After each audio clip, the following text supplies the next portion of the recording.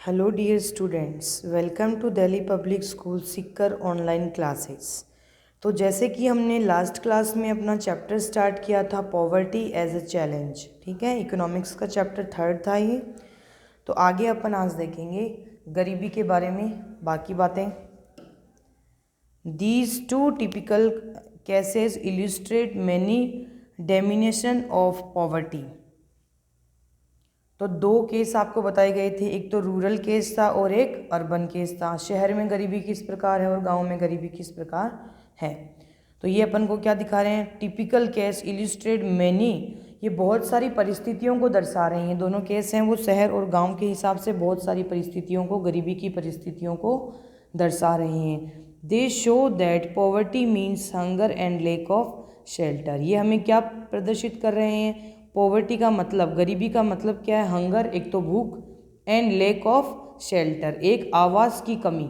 Shelter क्या होता है आपका, आवास, रहने का, जिसके पास कोई साधन नहीं हो वो गरीब है। एक जो समय पर भोजन, पर्याप्त भोजन नहीं प्राप्त कर पा रहा है वो कौन सी श्रेणी में आता है, गरीबों की श्रेणी में आता है। It also is a situation in which parents are not able to send their children to school।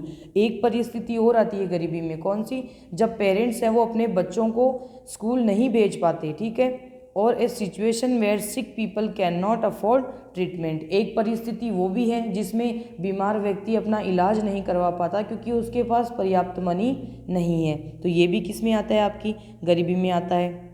आगे देखेंगे, poverty also means lack of clean water. गरीबी की एक स्थिति वो भी है जहाँ पे किसकी कमी होती है, साफ पानी की। गंदे पानी में लोग कपड़े धोते हैं, नहाते हैं नदियों में, तालाबों में, ठीक है। तो वो भी आपके क्या है, गरीबी में आता है। सैनिटेशन फैसिलिटीज़, और भी सैनिटेशन फैसिलिटीज़ का मतलब हुआ जिनके लिए वॉशरूम वगैरह नहीं है यूज़ करने के लिए, खुले में वो लोग जाते हैं, ठीक है। It also means lack of regular job at the minimum decent level. तो एक परिस्थिति ये भी है, lack of a regular job, मतलब रेगुलर जॉब का मतलब ये होता है कि पूरे 365 दिन किसी व्यक्ति को काम ना मिले, तो वो भी इस श्रेणी में आ सकता है, ठीक है। Above all it means living with a sense of helplessness. Above all it means, जो ऊपर परिस्थितियाँ दी गई इनका मतलब क्या, living with sense of helplessness, मतलब सहायता करने, इनकी सहायता के लिए ज़रूरी है, ठीक है, ये चीज़ें मतलब इनको प्रोवाइड करवाई जाती हैं। नेक्स्ट देखेंगे, poor people are in a situation in which they are ill treated at almost very every place, in farms, factories, government offices, hospitals, railway station etcetera. Poor people are in a situation, poor people हैं वो ऐसे situation में, परिस्थिति में है, इन which they are ill treated, जहाँ पे वो बीमार स्थिति में है, ऑलमोस्ट एवरी प्लेस, तो वो कहीं भी ट्रीटमेंट करवा सकते हैं ना, in farms, factories, government offices, hospitals, railway stations. Obviously nobody would like to live in poverty. अब किसी भी क्षेत्र में कोई काम कर रहा हो, अगर वो उसके पास पर्याप्त इलाज कराने के लिए भी पैसे नहीं हैं, ठीक है, nobody would like to live in poverty. और जैसे कि हमने देखा कि कोई भी व्यक्ति है वो गरीबी में नहीं रहना चाहता, ठीक है, सभी भाई अच्छी लाइफ लीड करना चाहते हैं। ये देखेंगे, one of the biggest challenges of independent India has been to bring million of its people out of abject poverty. One of the biggest challenge, सबसे बड़ा चैलेंज इंडिया के लिए क्या है, of independent India has been to bring million of its people out of abject poverty. तो millions of लोग, हजार लाखों की संख्या में ऐसे व्यक्ति हैं जो किससे गुजर रहे हैं, गरीबी से गुजर रहे हैं। Mahatma Gandhi always instead that India would be truly independent only when the poorest of its people become free of human suffering. Mahatma Gandhi का क्या प्रयास था, India would be truly, India है वो सच में independent only when the poorest, मतलब उनको आज़ादी कब मिलेगी, लोगों को, इंडिया के लोगों को, when the poorest of its people become free, जब गरीब व्यक्ति है वो भी आज़ाद हो जाए, फॉर ऑफ ह्यूमन सफरिंग, वो भी मानवता की किसी भी आवश्यकताओं से सफ़र ना करे, गुजरे नहीं, ठीक है, असुविधाओं से ना गुजरे, मतलब इट मीन्स उसको सारी सुविधाएं हैं उसको मिल जाएं। Poverty as seen by social scientist, तो पॉवर्टी है वो सोशल साइंटिस्ट में कैसे देख सकते हैं, देखो, since poverty has many facts, poverty के बहुत सारे तथ्य हैं, social scientist book at it through a variety of indicators, बहुत सारे ऐसे संकेत दिखाती है हमें, ठीक है। Usually the indicators use relate to the levels of income and consumption, और ये अपन को क्या दर्शाते हैं, लेवल ऑफ इनकम मतलब आय का कितना स्तर है, एंड कंजप्शन कितनी प्रतिशत आय लोग यूज़ कर रहे हैं, या कितनी आय है, लोग कितना उनको खाने के लिए, कंजप्शन के लिए उनको कितने पैसों की ज़रूरत है, उनकी इनकम कितनी है, उसी से ही गरीबी का निर्धारण किया जाता है। जैसे कोई व्यक्ति है वो दिन के 50 रुपये कमा रहा है और उसके खर्चे हैं 90 रुपये, ठीक है, तो 90 रुपीज़ उसके खर्चे हैं, वो 50 ही कमा पा रहा है, मतलब वो अपने खर्चे नहीं निकाल पा रहा, तो ये किसकी श्रेणी में आएगा, गरीबी की श्रेणी में आएगा, ठीक है। तो ये अपन को कौन सी बताते हैं, सोशल साइंटिस्ट बताते हैं, ठीक है। देखिए आगे, but now poverty is look through others social indicators like literacy level, लेकिन अब गरीबी है वो अलग लेवल पे आ गई है, उसमें और भी तरह के स्तर हैं वो मापे जाते हैं, जैसे इलिटरेसी, असाक्षरता, कितने प्रतिशत लोग पढ़े लिखे हैं, किसको जॉब नहीं मिल रही है, ठीक है। लास्ट चैप्टर में अपन ने क्लासरूम में ये सब बातें की थी। Lack of general residence due to malnutrition, lack of access to health care, lack of job opportunities, lack of access to safe drinking water, sanitation etc। तो देखेंगे, एक तो इलिटरेसी लेवल हो गया आपका, असाक्षरता का जो स्तर है, lack of general residence, general residence का मतलब है जो आवास, मतलब छत तो चाहिए ना रहने के लिए, ये थोड़ी है खुले में ही रह रहे हैं, ठीक है, बारिश आ जाए कोई भी तरह का कोई भी नुकसान नहीं हो, मतलब इतना तो हो उनके पास कि वो आराम से एक रूम हो उसमें वो रह सकें, ड्यू टू मेलन्यूट्रिशन, और वो भी स्पेशली किसमें, जब किसी जो कोई फैमिली है उसमें जब कोई बच्चा पैदा होने वाला हो तो उनको तो प्राइवेसी चाहिए ना, भाई छोटा बच्चा है वो खुले में कैसे रहेगा, ठीक है। Lack of access to health care, और हेल्थ केयर को भी इसमें शामिल किया गया है, कितने प्रतिशत लोग हैं वो हेल्थ पे इन्वेस्ट कर पा रहे हैं, अपना इलाज करवा पा रहे हैं। लैक ऑफ जॉब अपॉर्चुनिटीज़, तो जॉब है उसकी अपॉर्चुनिटीज़ कितनी मिल रही है, कितने उनको मौके मिल रहे हैं जॉब करने के, ठीक है।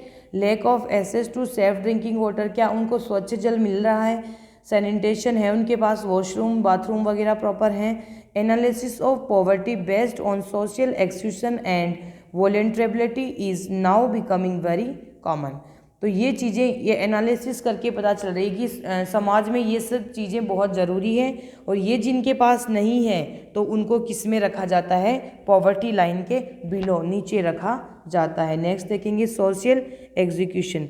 According to this concept poverty must be seen in terms of the poor having to live only in poor surrounding with other people, तो ये कैसा कंसेप्ट है, देखो, poverty must be seen in terms of the poor having to live only in poor surroundings, ऐसा व्यक्ति जो कैसे वातावरण में रहता है, गरीबी के वातावरण में, उससे वहीं देखी जा सकती है पॉवर्टी, तो with the other poor people, वो भी अलग गरीब लोगों के साथ, ठीक है। कैसे, जैसे झुग्गी झोपड़ियाँ होती हैं आपके, तो वहाँ पे ऐसे तो है नहीं कि एक तो बंगलो बना हुआ है उसके पास में छोटी छोटी झोपड़ियाँ, बेचारे मजदूर रह रहे हैं, झुग्गी झोपड़ी उनका एरिया अलग ही होता है, वहाँ सब छोटे जो मजदूर लोग हैं, जो गरीब लोग हैं, वहाँ एक जगह रहते हैं वो, ठीक है।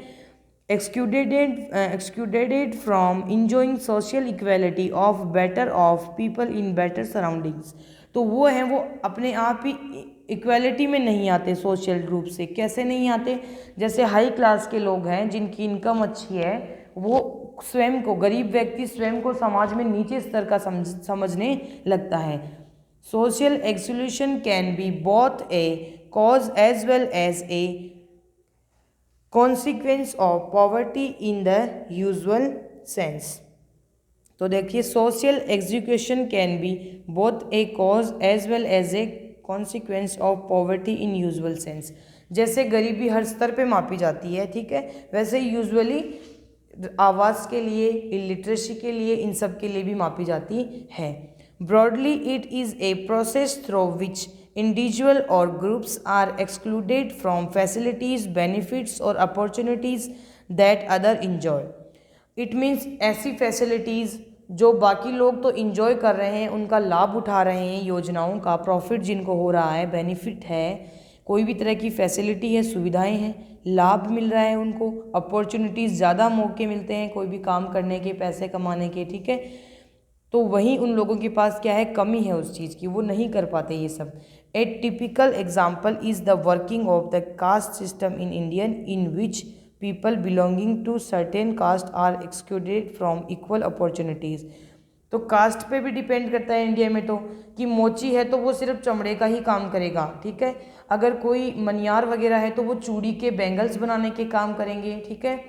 और जो मजदूर वर्ग है वो सिर्फ मजदूरी का काम करेगा। तो इंडिया में इस तरह से भी सोशल रूप से डिवाइड किया गया है, but can cause more damage than having a very low income. तो इससे क्या होता है, इससे हमारी इनकम भी लो हो रही है। क्या पता कोई मोची है, वो कृषि बहुत अच्छी करता हो, या वो किसी ऑफिस में अच्छा नॉलेज हो उसको कंप्यूटर का, वो अच्छा काम कर पा रहा हो, लेकिन उसकी कास्ट उसको ये करने के लिए मौका नहीं देती कि आपको अपना फैमिली बिजनेस ही ज्वाइन करना है, ठीक है। वॉल्यूंट्रेबिलिटी देखेंगे आप। Vulnerability to poverty is a major which describe the greater probability of certain communities से member of a backward caste. जो छोटी जाति के जो लोग हैं, बैकवर्ड कास्ट जिनको समझा जाता है, ना कि वो हैं, सरकार ने या संविधान ने कभी किसी को भी बैकवर्ड कास्ट का नहीं दर्जा दिया है, ठीक है। ये सोशल जो सामाजिक जो दर्जे दिए गए हैं वो लोगों द्वारा स्वयं द्वारा दिए गए हैं, जो बहुत पहले से चले आ रहे हैं, ठीक है। Physically handicraft person of becoming a remaining poor in the coming years. अगर कोई फिजिकली हैंडीक्राफ्ट है, ठीक है, जिसका कोई हाथ पैर कोई काम नहीं कर रहा है किसी मतलब बीमारी के कारण, तो वो ऑटोमेटिकली वो क्या हो जाएगा, इनकम अर्न नहीं कर पाएगा, वो पुअर्टी में आ जाएगा धीरे धीरे। Voluntarily is a determined by the option available of different communities to finding an alternative living in term of assessed education, health और जॉब अपॉर्चुनिटीज़। अब जो एजुकेशन पे जो लोग इन्वेस्ट करते हैं, जो हेल्थ पे इन्वेस्ट करते हैं, उनके पास अच्छी जॉब अपॉर्चुनिटीज़ होती हैं, ठीक है, अच्छे मौके होते हैं उनके पास। Further it is analysed on the basis of the greater risk these groups face at the time natural disaster. लेकिन जो ऐसे ग्रुप हैं, जो गरीब व्यक्ति होंगे, जो एजुकेशन पे इन्वेस्ट नहीं कर पाते क्योंकि उनके पास पैसे ही नहीं है, हेल्थ पे इन्वेस्ट नहीं कर पा रहे हैं, अच्छा आवास नहीं है, अच्छा भोजन नहीं है, तो वो कैसे डिजास्टर को भी फेस करते हैं, नेचुरल डिजास्टर, जो प्राकृतिक आपदाएं आती हैं उनको भी फेस करते, जैसे अर्थक्वेक आ गया, आपका भूकंप आ गया, ठीक है, सुनामी आ गई, और भी टेररिज्म हो गया, किसी प्रकार के हमले हो गए, तो गरीबों की बस्ती को सबसे पहले उड़ाया जाता है, ठीक है। Additional analysis is made of their social and economic ability to handle these risk. तो ये एडिशनल एनालिसिस किए जाने चाहिए इस बात पे, ठीक है, जो सोशल और इकोनॉमिक, जो आर्थिक और सामाजिक रूप से जो एबिलिटीज़ हैं, जो लोग जिन रिस्क को हैंडल कर रहे हैं, उनके लिए भी कदम उठाया जाना चाहिए। In fact, voluntarily describes the greater probability of being more adversely affected than other people when bad time comes for everybody, whether a flood or an earthquake or a simply fall in availability of jobs, ठीक है।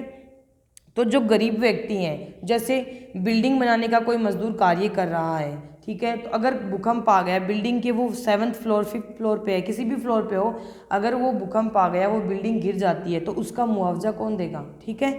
तो उसके लिए भी कुछ कोई ना कोई अरेंजमेंट है वो होना चाहिए, ठीक है। पॉवर्टी लाइन देखिए, पॉवर्टी लाइन अपन पढ़ेंगे नेक्स्ट क्लास में, ओके, आपको समझ में आ गया होगा, बाकी हम देखेंगे नेक्स्ट क्लास में। Thank you so much.